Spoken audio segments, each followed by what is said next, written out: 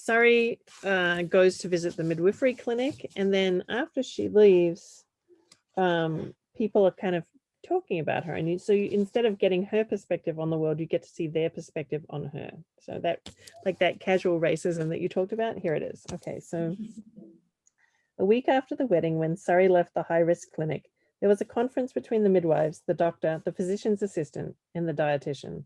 They somehow all found themselves in the break room at the same time, and the head midwife, Val, said what they'd all been thinking when they saw Surrey's curved shoulders and her pinched face. She hasn't told her husband. The doctor, retrieving a container of bindi masala, said, "It's not reportable yet, but Val, you've spoken with her.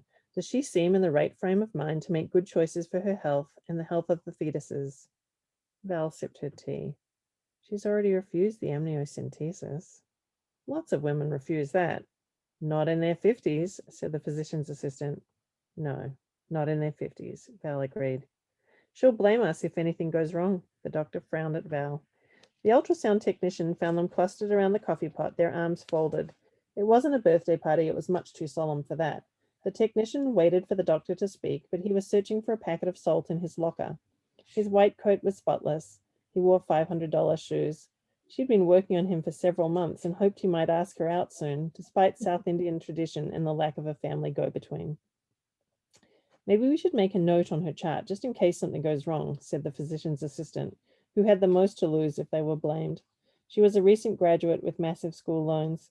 She stabbed at her cold noodles. Metal chimed against the side of the steel bowl. The ultrasound technician looked around. They were all nodding their heads. The doctor was making some notes on a piece of paper. She rubbed her fingers together. She looked at the doctor and then she looked away. "How can you say that? That's not right," she said. "That woman is a good mother. She's just been surprised, that's all. You'd be surprised too if you were 55 and suddenly pregnant." 57. Ugh, she couldn't even point to her uterus. "And," said the technician, "do any of you know the names of any of her children?" She didn't want to make a guess at the number. "Do any of you know how to speak Yiddish or Hungarian or Hebrew?" Maybe Surrey couldn't speak Hebrew. She'd read about that kind of Jew in the Sunday paper. Anti-Zionist flag burners. "Do any of you have any idea how many grandchildren she has living in her house?" She didn't know either.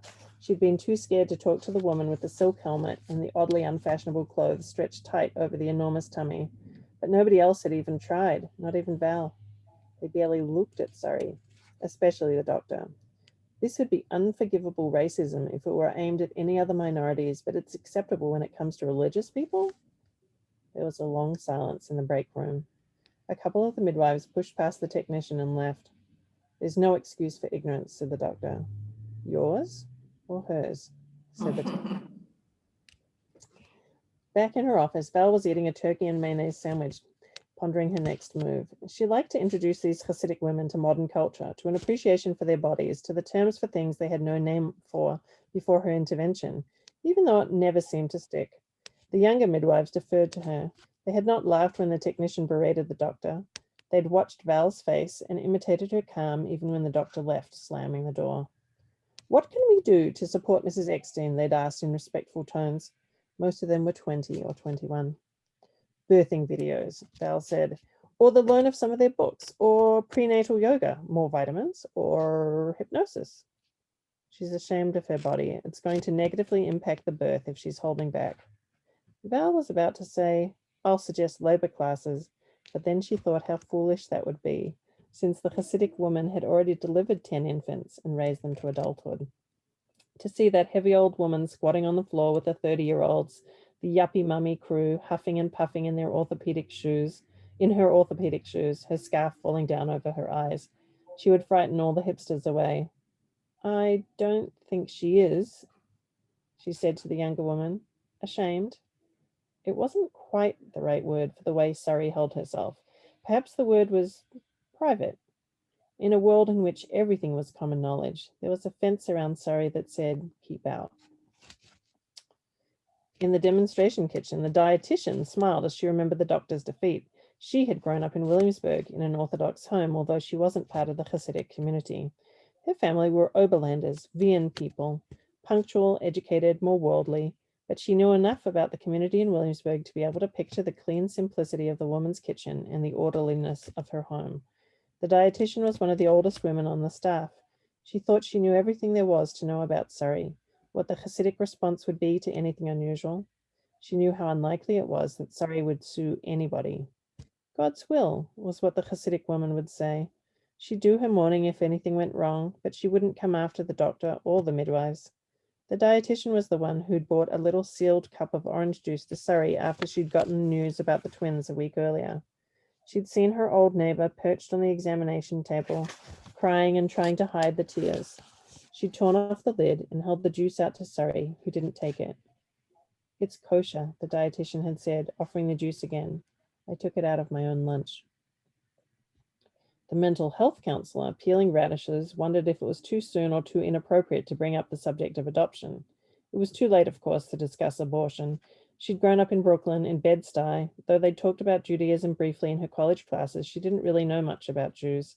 She didn't know why, but she had the feeling that those women in their silk scarves were secretly laughing at her. Mrs. Eckstein seemed perfectly nice, but still, there it was. Her very young clients were often convinced to give up their infants, and she was sure it was for the good of all concerned. She wasn't sure what the protocol was for very old clients. Surrey was her first Hasidic client and her first pregnancy over 50. On the second floor of the apartment building in Williamsburg, Sila Ruchel, that's the daughter of Surrey, woke up from a bad dream and wondered if it would be terribly rude to slip her mother a brochure for Weight Watchers. Her mother was large. Lately, things were getting out of hand. There seemed always to be a wedge of petticoat exposed between her mother's shirt and the waistband of her skirt.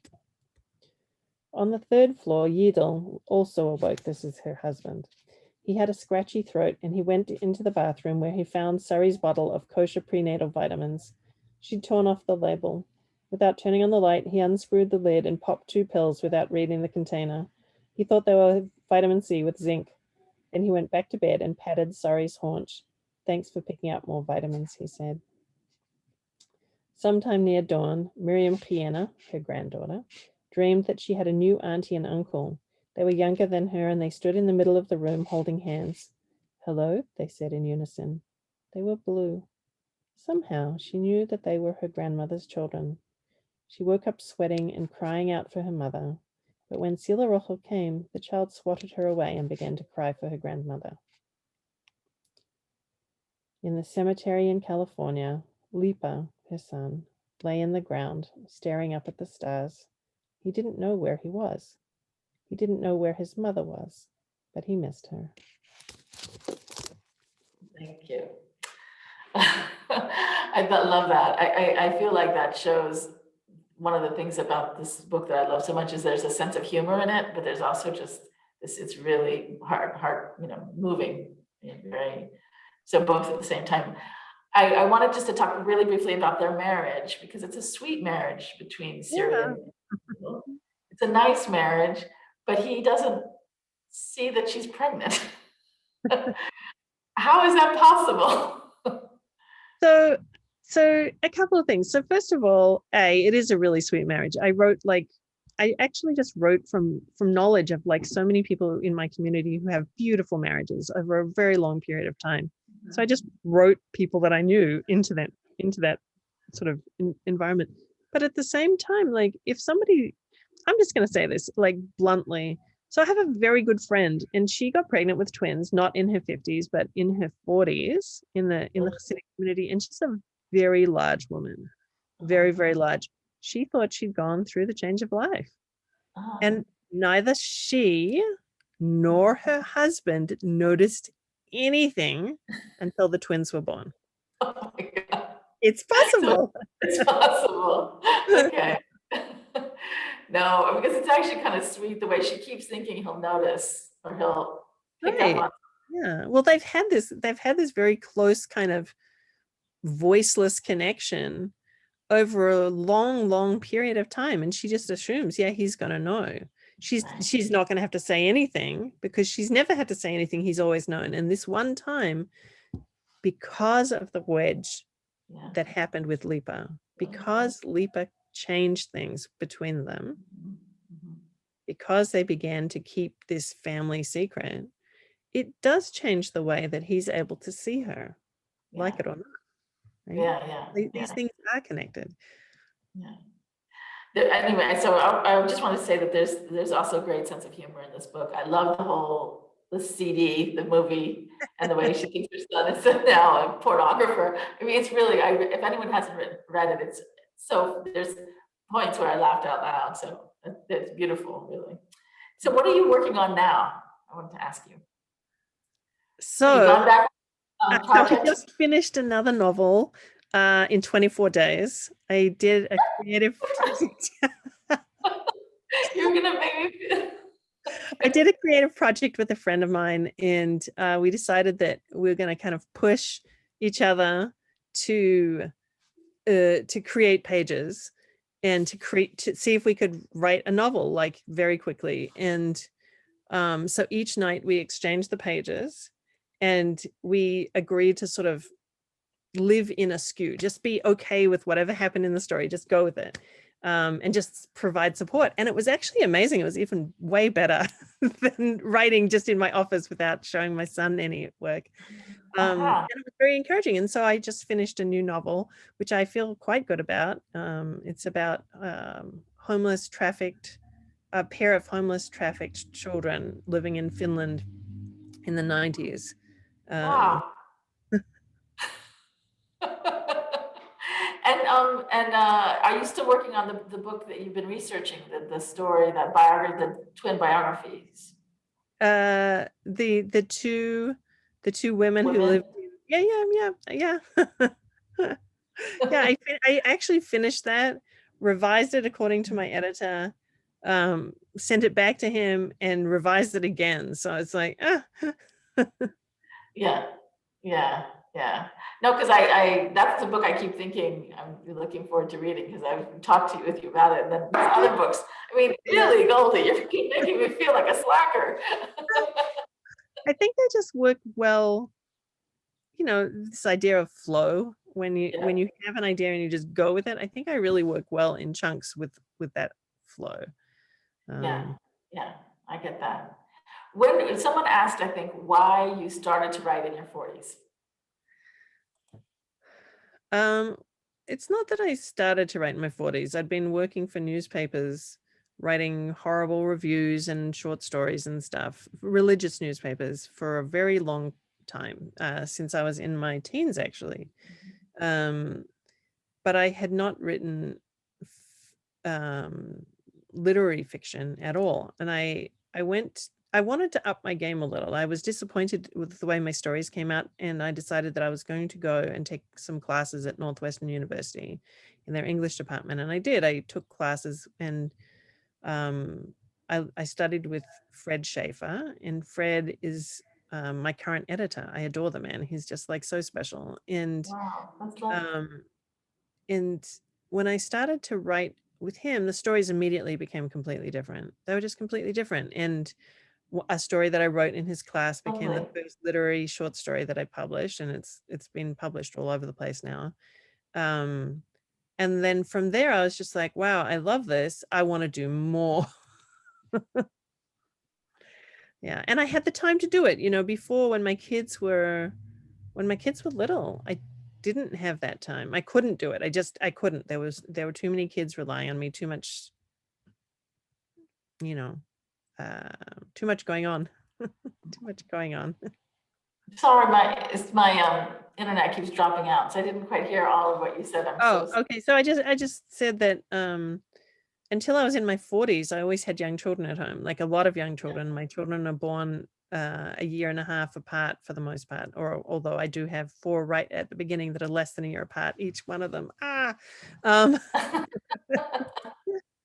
But the ones towards the end, they're a year and a half, maybe at the most 2 years apart. And I just didn't have time. I didn't have time. I Right. didn't have energy. I couldn't do it. I literally couldn't do it.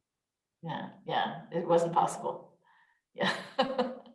I know that you also teach writing, isn't that right? You teach Yeah, writing? I do teach writing. Yeah, I teach temporarily or part-time, I guess, at Northwestern. I've taught at the University of Chicago. I teach classes sometimes in my own home. I teach different organizations around Chicago have guest writers come in and teach, and I do that too. Because someone asked a sort of a teacher kind of question. They asked, what would you suggest to someone like me who writes a lot, but just not sure how to get a grip on put it into a book form or a long essay? I'm not quite sure. You know, when somebody decides that they want to write a novel, typically it takes them about a year to write a novel. Sometimes it takes longer than that, a lot longer than that.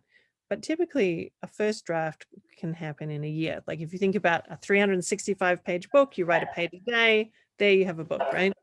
So you're going to be stuck with that story, that topic for a really long time. So choose well. Choose something you're actually interested in, excited by, that you want to talk about, something that has bigger ideas attached to it.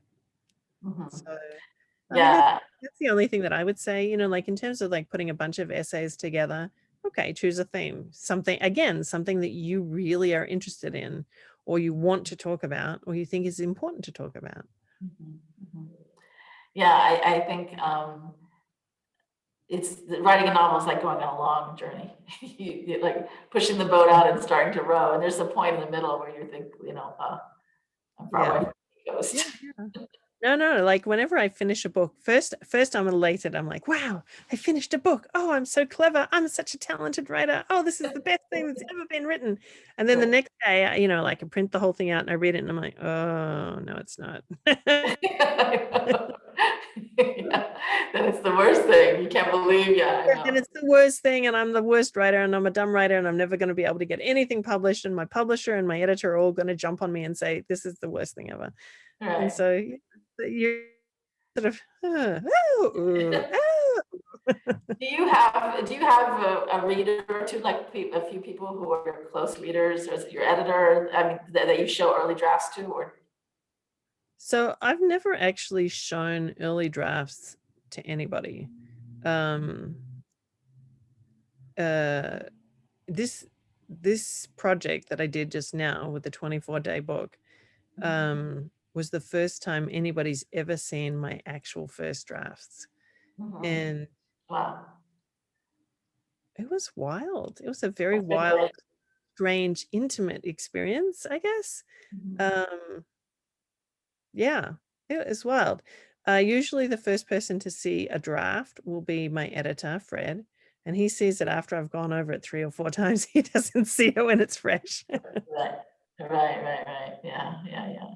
I want to invite our attendees, if anybody wants to ask a question, to send a chat, or, yeah, do it in the chat because I can't quite figure. I'm sorry that my internet is not great. It's really frustrating. I hope everybody can hear us okay. I, yeah, okay. Worst comes to So worst, if they can't, you know, we're still having a good yeah, conversation. we still got to see each other. Someone has asked, let me see, that you can hear us well. Okay, good. Um, I read somewhere that some writers who want to write, and there are others who just want to be published. Do you agree? I don't know about other writers. I just want to write, actually. I don't really care if people read my books. If I turn this computer on, which I'm not going to do, there are 2-foot high stacks of stories that I have written that have never been published on my desk. 2-foot high stacks, and there's 1, 2, 3, 4. There's 4 stacks of them. So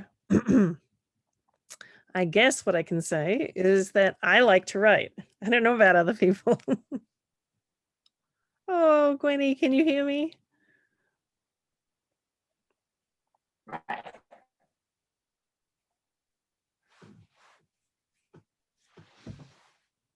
I guess I'll wait. Okay. I'm back. I'm back. I paused this time because I thought, oh, I don't know if you can hear me. Yeah, no, I have a ton of work, like really a ton of work that I've ever published. And you know, maybe if I sent it out, it would get published, but I just don't. I'm like, I have another idea. I think I'm going to write instead of sending stuff out, which, you know, Yeah. maybe that's not the smartest idea. It's probably not the smartest idea, to be No, honest. I mean, I think that is because it's your life. I mean, you do what you love. I think, how you spend your days is how you spend your life. So, Yeah. do Yeah. I yeah. mean, I just, you know, like I'm a writing fool. I, I read, I read all day and I write all night. Yeah. And you garden and you cook And you Okay, have these fine. huge, Some other things as well. are incredibly dynamic because you have these whole community that you feed. You have this, family, this extended family. Yeah. Well, I wish, it's been a year of COVID Yeah, and it's really quiet at my house these days. I haven't seen people.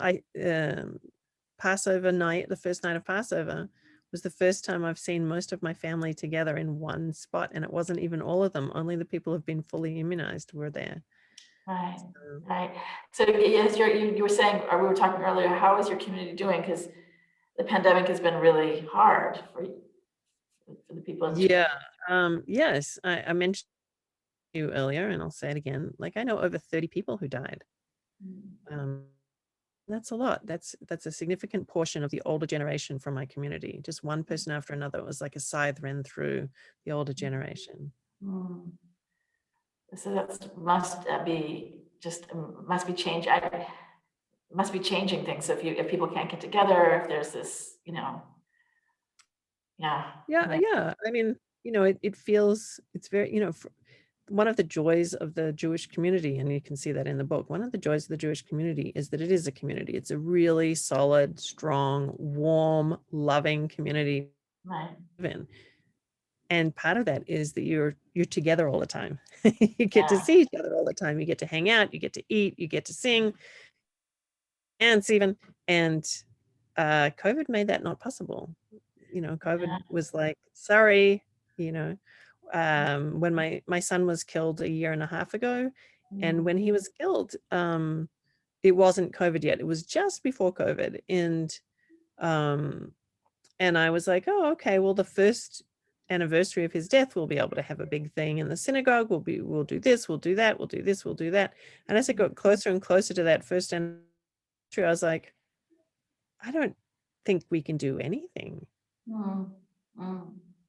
That's really sad, and I'm really sorry about Mendel's loss. I'm really sorry about that. It's very tragic. Yeah, I actually, one of the scenes in your book, well, many of the scenes in your book, when they have those meals and when Val comes and she's seeing this kind of huge family and the kind of chaos in the apartment and how perfectly orchestrated it all is, that really illustrates what you're saying about the community being so loving and Yeah, this yeah.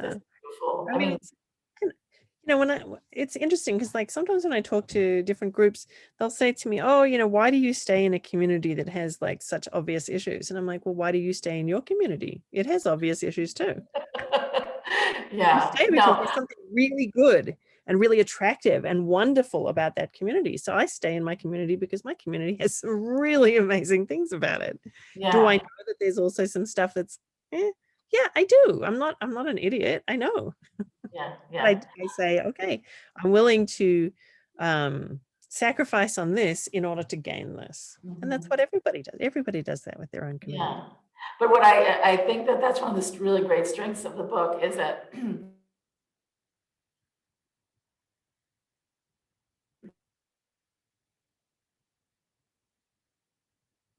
Oops, you are frozen again.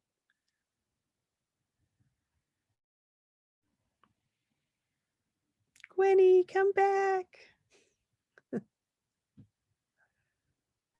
her family and her life there is really here. Um,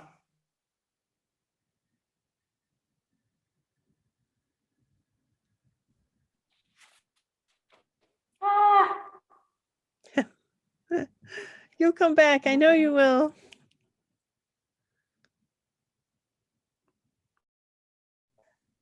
this is a nightmare for me. I am so mad about my internet right now. It's fine. We're still having a conversation, and like it's pretty obvious when it freezes for a minute. And I know you're going to come popping right back. It's all good. No, I was just saying that what I loved about the book and what made me cry, buckets and buckets, is how beautiful it was as well. Like how happy and loving and all the parts that were great. And then sort of the balance of that, the tension of that it's a masterpiece for me. It's really well Thank done. you. Oh, that's so nice of you to say. But Thank it's you. true. I love this book. I really loved it. You know, um, it's I think it's true of all of my books that people either really, really love it or they just like they hate it so much. Like I think, you know, people who write bestsellers, they write books that everybody's just like, oh yeah, I love that, you know. yeah, But no, I don't write that kind of work. I write the kind of work that people are like, oh, I love it, or oh my God, I hate that so much. yeah. Well, I don't know. I just know that I love this. It was really good. So I think I don't know if I have any other questions. I mean, I have, you know, many questions just for you, but but how, you know, are you planning on, so you're working on this book and oh, here's a question. Very inspired to read your novel. That's good. I'm glad. You should be inspired, and I want everyone to go out and get it. And also, if you can buy it from a bookstore to support small bookstores, because yeah, they've also suffered during this whole time. Do you have any? Because usually you come over to Italy. I know. I know. I honestly, like when I realized, okay, I'm going to be fully vaccinated, can I go to Italy? And I looked up what's happening in Italy and I was like, I probably can't. Yeah. Even though like for years, I mean, for 14, 15 years, I went to Italy every single year and spent, you know, a chunk of the summer there. And I'm Yeah. like, I want to go. I Actually, what I know. want to do is I want to apply to Dora Maar again, come visit again. Okay. We actually do have artists here, yeah, and we have two people who came from Paris, but one came from New York. She got in. Wow. Wow. It's, Yeah. yeah, That's cool. really. She might even be part of this conversation right now, listening in. But she Oh got my here. Yay, Maxine Gordon. So maybe we can end with, you can just say how much the experience of being at Dormar or at other residencies helps your writing. Okay, so my favorite, okay, and I'm just going to say this really bluntly. Sorry, Yado. Sorry, Ragdale. My favorite residency that I ever went to was definitely Dora Maar. I wrote an entire book there, Gwen. I wrote the book Gwen there. Also, that was a 30-day plunge also. I was determined to get it done. I Um, know. I uh I just loved it. This the environment is very beautiful. I love meeting Gwen. First of all, Gwen Strauss is like one of my favorite human beings in the whole planet. I just love her. So that was incredible. I felt like I met an old friend. But in addition to that, the environment is so supportive to writing. The sensory nature of the environment is so supportive to writing that you're surrounded by this lush rural air and Mhm. environment, that you can't help but be a light inside. Mhm. And that experience of being lit from inside and shaken up from what you know and understand about the world is, I guess, to me, like one of the core things that makes writing possible. And so I just Dora Maar House was incredible for me in that regard. Like you open the window and you get these waves of the most beautiful sounds and smells coming in through the window. You could be sitting there all day and all night, which I was, but you're still surrounded by this invigorating sensory experience. It was just, it was, for me, that was a miraculous place. And Yeah. I And you continue. came with a passel of your children. I think there were I 5 did. in another house. You had rented a house for them, and it was really impressive. I was Yeah, really. well, I couldn't think how on earth am I going to go on residency for a month if I don't have my kids with me. How's that going to work? And it worked, and your amazing daughter, learned to drive stick shift in like a day or something crazy. She loves the story. It was brilliant. No, anyway, we're just going to be all nostalgic, but Yeah. so thank you so much for coming. Thank you, everybody. Yeah, I see Maxine who is in residence right now, Maxine Gordon. She's just said that it's a really beautiful place and supportive. So she knows what you're feeling. Anyway, thank you, Goldie. really. Thank you Thank you so so much. much, Gwen. It was lovely. Thank you, Dora Ma House, and all the people who came to listen. I appreciate it very much. And thank you, all these attendees, and please buy the book, and also thank you for participating in the webinar. Okay, and I'm really sorry about my coming and going. Yeah. All right. All Okay. right. Okay. Bye. Bye-bye. Love you, Gwen. Bye-bye. Love you. Bye.